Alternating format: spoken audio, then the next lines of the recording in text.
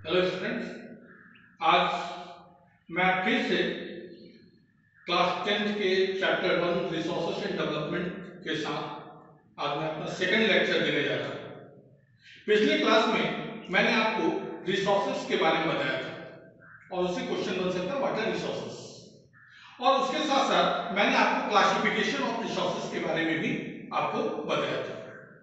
Now classification of resources में जिन चीजों पर हम लोगों ने चर्चा की थी वो था on the basis of origin, on the basis of exhaustibility, on the basis of ownership और on the basis of status and development. इससे भी क्वेश्चन आ सकता है डिफाइन द रिसोर्सेज और classify the resources on the basis of certain things.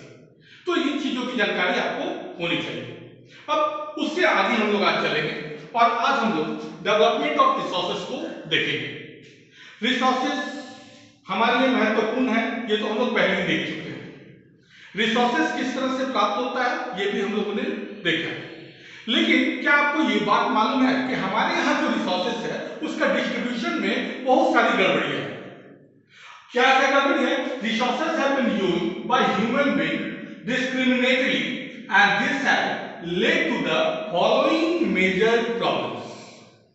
यानी हमारे यहाँ पर रिसोर्सेज जो है उसका अनइवन रूप से लोगों के बीच में उसका बंटवारा हुआ है और इस कारण से बहुत सारी समस्याएं जो है वो हमारे सामने आई है। किस तरह की समस्या? Defection of resources for satisfying the need of few individual. यानी आज के डेट में जितना भी रिसोर्सेज के पूरे विश्व में इस्तेमाल हो रहा है उसका ज्यादातर यूज जो होता है वो मुट्ठी भर लोग करते हैं। इससे प्रॉब्लम आता है accumulation of resources in a few hand divides the society into two basic group, rich and poor. And obviously the number of rich is very few and the poorest they are in abundant number. यानी कि जब पूरा resource उस मुट्ठी भर लोगों के हाथ में आ जाए तो इससे क्या होता है कि वो तो काफी धनी हो जाते हैं, लेकिन किसके कॉस्ट पे? उन गरीबों के कॉस्ट पर जिनकी की संख्या बहुत ज्यादा है। और तीसरा जो मेजर प्रॉब्लम इसके साथ साथ आता है वो क्या होता है कि इसके कारण हम देखते हैं कि it has led to the global ecological crisis such as pollution, global warming and land degradation. और इससे क्या होता है? हम देखते हैं कि ग्रीन हाउस इफेक्ट तेजी से बढ़ रहा है, ग्लोबल वार्मिंग हो रही है। इसके कारण क्या होता है? हम देखते हैं कि हमारा जो एयर क्वालिटी है वो काफी तेजी से वो खराब होते जा रहा है, हमारा वाटर क्वालिटी खराब होते जा रहा है, हमारा लैंड डिग्रेड हो रहा है। और इन चीजों को अगर ध्यान से देखा जाए तो उसका एक सर्टेन एग्जांपल आज की डेट में आपको मिल सकता है। अगर आप ध्यान दीजिए तो जब से कोरोना के कारण लॉकडाउन हुआ है उस समय से सिचुएशन में काफी बदलाव आपको देखने के लिए मिलेगा। हुआ क्या है? Simple thing, we have stopped consuming resources at a large extent. हम लोगों ने रिसोर्सेज का भारी मात्रा में खपत करना छोड़ दिया है ड्यू टू लॉकडाउन। और जैसे ही इसको किया तो एक चीज आपको मालूम होना चाहिए कि the environment has power to treat itself. Environment अपने आप को खुद ट्रीट कर लेता है, लेकिन हम इतना ज्यादा पॉल्यूट कर रहे हैं कि उसको ट्रीटमेंट का मौका नहीं मिलता था, मिला। और देखिए कि हमारा वाटर क्वालिटी इंडेक्स हो चाहे एयर क्वालिटी इंडेक्स हो, सभी में काफी ज्यादा सुधार आया है। ऐसा सुधार जिसके बारे में हम कभी परिकल्पना भी नहीं कर सकते थे। तो इस तरह से आपको ध्यान रखना होगा कि रिसोर्सेज को हम लोगों को यूज तो करना है, लेकिन उसका सही ढंग से इस्तेमाल से ही मानव और मानवता बच सकती है। और इसके लिए हमारे पास सस्टेनेबल इकोनॉमिक डेवलपमेंट के लिए हमको इन रिसोर्सेज का इस्तेमाल करना चाहिए। Now what is sustainable economic development? यानी अभी जैसे देखिए, हाँ अभी तो ये है कि हम लोग रिसोर्सेज का कम यूज कर रहे हैं। सस्टेनेबल इकोनॉमिक डेवलपमेंट क्या होता है? एक ऐसा डेवलपमेंट जिसमें without damaging the environment not compromising the need of future generation. यानी एक ऐसा डेवलपमेंट जिसमें कि हम लोग अपने एनवायरनमेंट को डैमेज नहीं कर सकते। और दूसरा क्या चीज? तो हम ये भी ध्यान रखना होगा कि most of the resources are at fixed quantity, उनका क्वांटिटी फिक्स है। अगर हम उसको ज्यादा यूज करेंगे तो हमारे फ्यूचर जनरेशन के लिए फिर कुछ भी नहीं बच पाएगा। इसलिए अब आप ही बताइए कि हमें रिसोर्सेज को किस ढंग से इस्तेमाल करना चाहिए, क्या ध्यान से इस्तेमाल करना चाहिए या फिर बिना सोचे समझे इस्तेमाल करना चाहिए। और यदि एक question I would like to drop in front of you all कि यू जस्ट थिंक अबाउट, इसके बारे में आप सोचो, रिसोर्सेज क्या है, रिसोर्सेज का यूज हम कैसे कर रहे हैं, उसका प्रॉब्लम हमको क्या हो रहा है और अल्टीमेटली इसका सॉल्यूशन क्या है। और इसके लिए कोई आपको किसी की आवश्यकता नहीं है, you can get the answer by yourself. और इसी तरह से हम लोग देखते हैं कि सारे देश, दुनिया के सारे देश जितने भी हैं वो सब रिसोर्सेज को प्लानिंग करते हैं। हमारे भारत में भी प्लानिंग होता है और हमारे भारत में जो रिसोर्सेज प्लानिंग इन इंडिया है वो इस तरह चलता है, identification and inventory of resources. Second, evolving of planning structure. And third, matching the resources development plan with overall national development plan. यानी सबसे पहला काम होता है कि हम लोग आइडेंटिफाई करते हैं रिसोर्सेज को, उसके बाद में पूरा आंकड़ा सेटअप करते हैं, उसके बाद प्लान लेआउट करते हैं कि किस तरह से उस रिसोर्सेज को हम लोग प्राप्त करेंगे। और उसके बाद ये भी देखा जाता है कि रिसोर्सेज को उस ढंग से प्राप्त किया जाए जिससे कि हमारे मतलब कि देश का जो ग्रोथ रेट है वो कहीं से भी उस पर बुरा इफेक्ट नहीं पड़े। अर्थात एक ऐसा हम डेवलपमेंट की कोशिश करते हैं जिसमें कि हमारा नेशनल डेवलपमेंट समाहित हो, यानी हमारे नेशनल डेवलपमेंट में हमारा रिसोर्स का सही ढंग से इस्तेमाल हो सके। तो इस तरह से हम लोग देखें कि डेवलपमेंट ऑफ रिसोर्सेज में दो मेन फैक्टर्स को अभी हम लोगों ने डिस्कस किया। फैक्टर नंबर 1 किस तरह से हम लोग गलत ढंग से रिसोर्सेज को इस्तेमाल कर रहे हैं, और factor number 2 sustainable economic development क्या है। अब आगे हम लोग देखेंगे कि हमारे यहाँ पर एक और भी बहुत इंपॉर्टेंट रिसोर्स है and that is known as land resource. No doubt without land no life is possible. तो चलिए पहले हमको ये समझ लें कि हमारे यहाँ पर आंकड़ों के आधार पर लैंड का इस्तेमाल किस तरह से हमारे देश में होता है। नाउ इंडियन रिलीफ की अगर बात किया जाए तो हमारे यहाँ फॉरेस्ट 45.26% एरिया है। उसके बाद नेट सोन एरिया की अगर हम लोग बात करते हैं, यानी वो पूरा एरिया जिसमें कि हमेशा मतलब कि कृषि होती है, it is gross crop area which is sown more than 1 in an agriculture year. Agriculture year क्या होता है, यानी कि एक पूरा फसल का सीजन जिसमें कि वो एरिया में मतलब कि जो नेट सोन एरिया हमारा है 46.24%, land not available for cultivation 4.95%, यानी हमारे यहाँ पर ऐसे लैंड जो कि मतलब कि कल्टीवेशन में इस्तेमाल नहीं करने किया जा सकता है वो है 4.95%। तो ये कैसा लैंड है? ये वो लैंड है जिसको कि हम लोग बैरन या वेस्टलैंड के नाम से जानते हैं, या फिर ऐसे लैंड जिसको कि हम लोग नॉन एग्रीकल्चरल वर्क के लिए यूज करते हैं, जैसे रोड बनाने के लिए, ब्रिजेस बनाने के लिए, बिल्डिंग्स बनाने के लिए, फैक्ट्रीज बनाने के लिए। इस तरह के लैंड को जो हम लोग कहते हैं दे आर 4.95%। आगे फैलो लैंड 3.37% फैलो लैंड होता है। इसमें होता है दो तरह का फैलो लैंड होता है, current fallow left without cultivation for 1 और लेस देन 1 एग्रीकल्चर ईयर। यानी फैलो लैंड वो लैंड होता है जो कि एग्रीकल्चर के लिए एकदम फिट जमीन है, वहां एग्रीकल्चर होता है, लेकिन पिछले 1 साल से या 1 साल से कम से उस जमीन में खेती नहीं हो रही है, उसको हम लोग करेंट फैलो लैंड के नाम से जानते हैं। अदर देन द करेंट फैलो, उनको ऐसे लैंड्स को हम लेते हैं जिसमें 1 या 5 साल से कोई खेती नहीं हो रही है।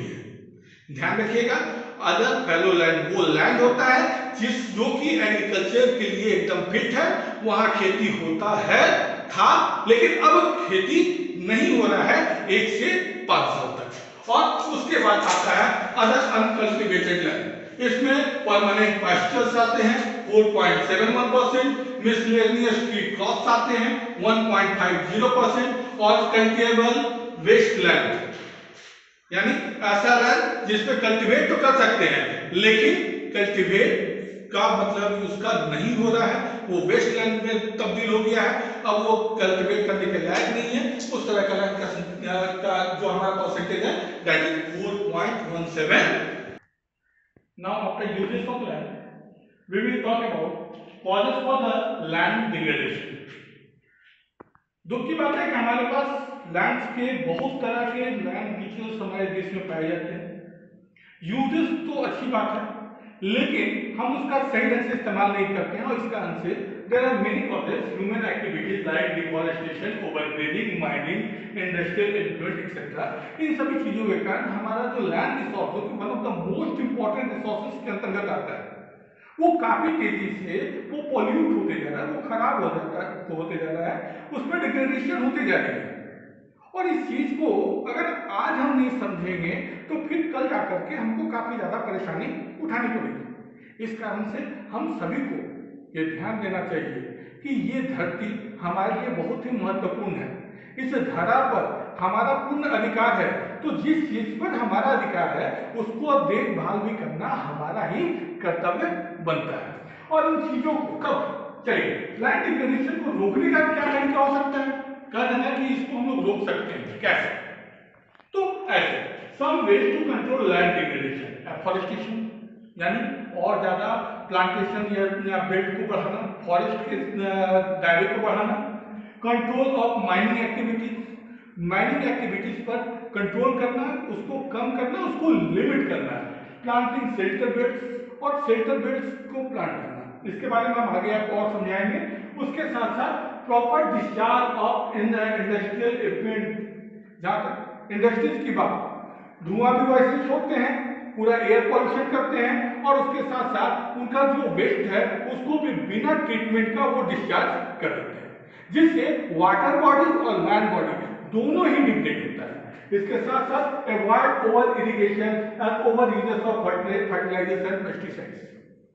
हम जब ज्यादा इरिगेशन करते हैं तो हमारा मतलब कि जो सॉइल है वो सैलिन हो जाता है, उसके बाद उसको मतलब कि जो उसकी उर्वरा शक्ति है वो कम होती है, its fertility decreases, and in the same way when we overuse fertilizers and pesticides, it is not good for our land, it is not good for our soil, and it is even not good for also यानी ना तो ये हमारे लिए अच्छा है, ना तो हमारे धरती के लिए अच्छा है, और ना ही उस सॉइल के लिए अच्छा है जिस पर कि हम खेती करते हैं। इस कारण से इन चीजों से हमें बचना चाहिए।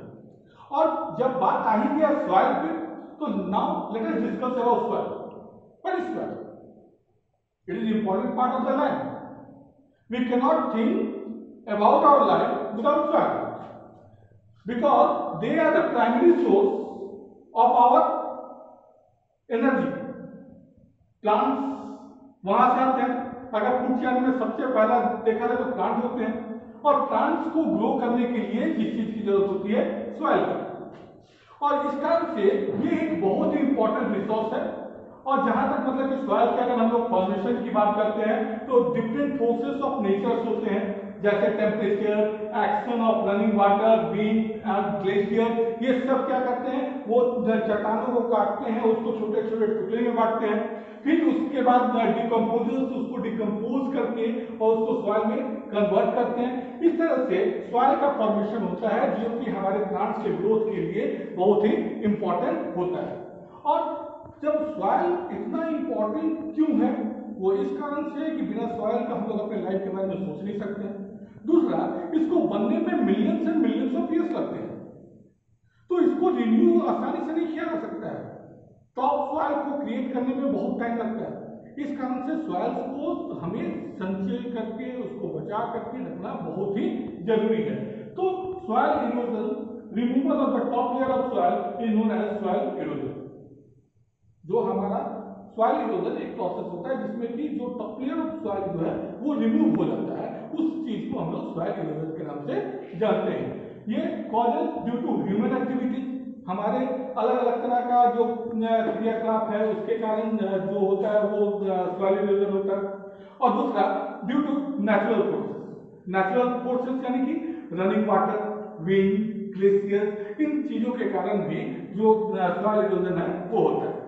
जहां तक नेचुरल प्रोसेस रनिंग वाटर से कहा जाए तो दो तरह का इरोजन बहुत ही फेमस होता है, एक गली इरोजन और दूसरा सीट इरोजन। गली इरोजन जब भी तेज गति से पानी जब बहते हुए डीप चैनल काटती है, it cuts a deep channel, then it is called gully erosion. And in second case ऊपर का परत को एक लंबे दायरे में जब कि क्लियर कर देता है flowing water, it is called sheet erosion. तो इस तरह से ये दो तरह का इरोजन है। ये कॉजेस फॉर द इरोजन हुआ तो हर चीज का उपाय भी होता है, हम उसको रोक सकते हैं, हम उसको बचा सकते हैं, और इसको हम लोग इस प्रोसेस को कहते हैं हम लोग सॉइल कंजर्वेशन और process of controlling soil erosion. कैसे बचाया जा सकता है? Number 1, ploughing along the contour line. Number 2, step farming. पहाड़ आप देखे होंगे और पहाड़ पर जहां आप लोग देखते होंगे इस तरह का स्लोप होता है। इस स्लोप को अगर हम इस तरह से स्टेप्स में काट दें तो इस यहाँ पर जो erosion magnetic flow of water है वो रुक जाएगा और इस पर हम लोग फार्मिंग कर सकते हैं। तो इस तरह के फार्मिंग को हम लोग स्टेप फार्मिंग के नाम से जानते हैं। तीसरा है स्ट्रिप फार्मिंग। ये क्या होता है? तो हम लोग अगर एक बड़ा सा लैंड का टुकड़ा है तो इसको छोटे छोटे स्ट्रिप्स में हम लोग बांट सकते हैं, और ये जो छोटे छोटे टुकड़े में हम लोग जो बांटते हैं इस पर अगर घास लगा देंगे तो कभी बाढ़ आएगी तो वो उस पानी को बहा करके नहीं ले जाएगी। तो इस चीज को हम लोग स्ट्रिप फार्मिंग के नाम से जानते हैं। अगला शेल्टर बेड्स। शेल्टर बेड्स क्या होता है? जनरली जो सैंड ड्यून्स एरिया है वहां पर तेजी से जब हवा बहता है रेगिस्तानी क्षेत्र में तो वो क्या करता है कि नए क्षेत्र में आकर के बालू को डिकम्पोज करना चालू कर देता है।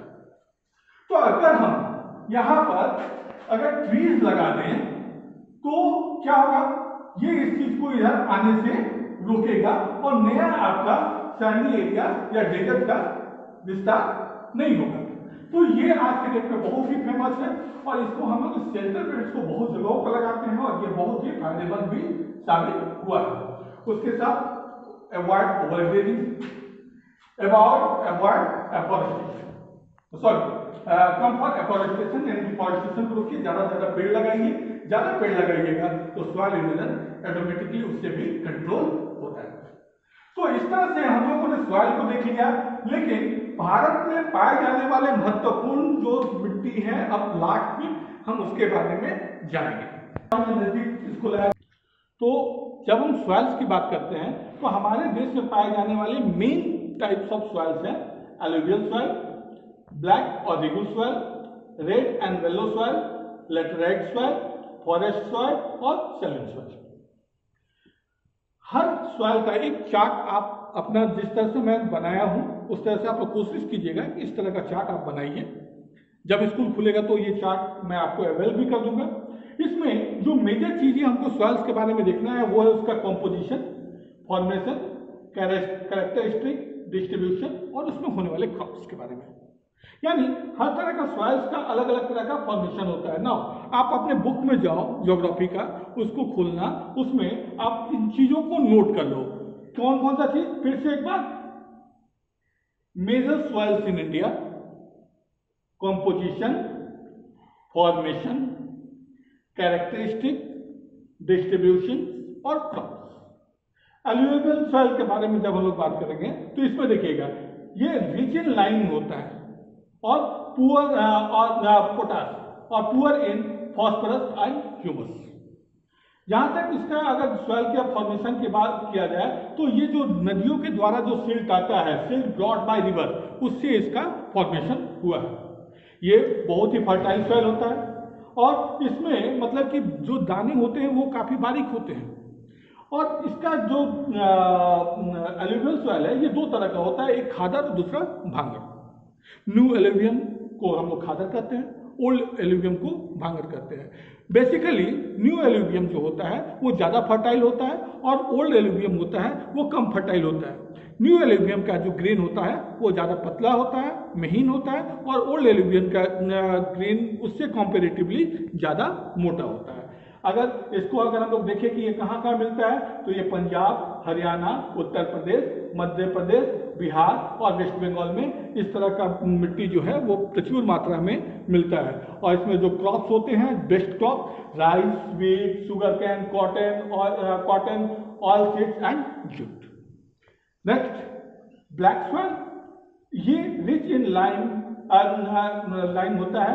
उसके बाद इसमें आपको मैं सीधा एक चीज बता देना चाहूँगा कि आप लोग इसको अपने बुक में जाना और उसमें सारा चीज आपका मतलब कि दिया हुआ है एकदम बढ़िया से, उसको आप सिर्फ देख लेना, इस तरह से चार्ट बनाने का कोशिश करना और इसका कंपोजिशन देख लेना। इसमें कैल्शियम है, पोटास है, आयरन है, मैग्नीशियम है, और लेकिन इसमें जिस चीज़ की कमी है वो नाइट्रोजन और ह्यूमस की इसमें कमी होती है। जहाँ तक मतलब कि इसका बात किया जाए तो इस तरह का सॉइल जो है ये वोल्केनिक इरप्शन से जो रॉक्स तैयार हुए हैं उसके द्वारा जो मिट्टी तैयार होती है उससे ब्लैक सॉइल का या रिगुड सॉइल का फॉर्मेशन होता है। इसमें एक बहुत बड़ा खासियत होता है कि ये बहुत ज़्यादा मॉइस्चर को या पानी को अपने अंदर रिटेन करने में सक्षम होता है। इस तरह का जो सॉइल है वो महाराष्ट्र में, मध्य प्रदेश, गुजरात, आंध्र प्रदेश और तमिलनाडु में पाया जाता है।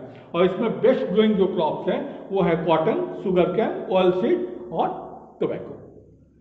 इसके बाद रेड एंड येलो सॉइल, ये रिच इन आयरन होता है लेकिन पुअर इन लाइम होता है, फॉस्फोरस होता है, कैल्शियम और नाइट्रोजन होता है।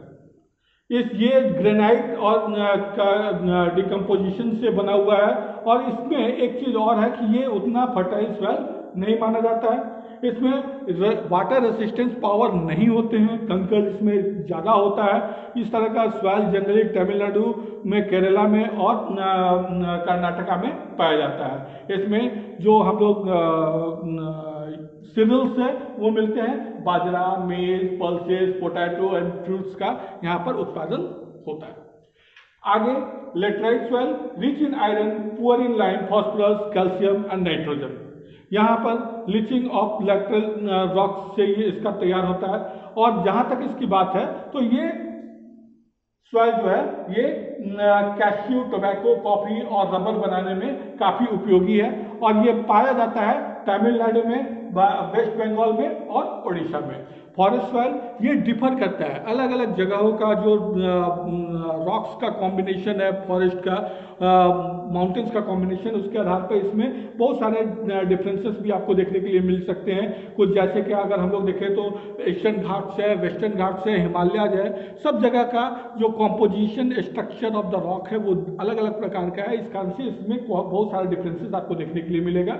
इसमें जो अगर हम लोग देखते हैं तो टेम्परेट फ्रूट्स, स्पाइसेस, टी और कॉफ़ी बेहतर ढंग से पाए जा सकते हैं। और अंततः सेलिन सॉइल, ये इसको हम लोग अगर देखें तो ये रिच इन क्लोराइड होता है, कैल्शियम एंड मैग्नीशियम होता है और ये सॉल्युबल सॉल्ट से बना है। ये भी ज़्यादा फर्टाइल नहीं होता है और इसको जनरली हम लोग मतलब कि कह सकते हैं कि ये एक ऐसा सॉइल है जो कि ज़्यादातर बिहार, उत्तर प्रदेश, हरियाणा, पंजाब, राजस्थान और महाराष्ट्र में पाया जाता है। और इस तरह से मैंने आपको एक नोट्स दिया है। इस नोट्स को काइंडली आप लोग इस ग्राफ को ध्यान से देखें और इसको कंप्लीट करने का कोशिश करें। अगर किसी को भी कोई प्रॉब्लम हो तो नो डाउट स्कूल से मेरा नंबर मिल जाएगा, आप कंसल्ट करें, मैं आपको गाइड करने के लिए तैयार हूं, जिससे कि आप लोग इसको तैयार कर लें, क्योंकि it is one of the important part of your examination process also. So thank you once again, we'll meet in the next classes. Goodbye for today.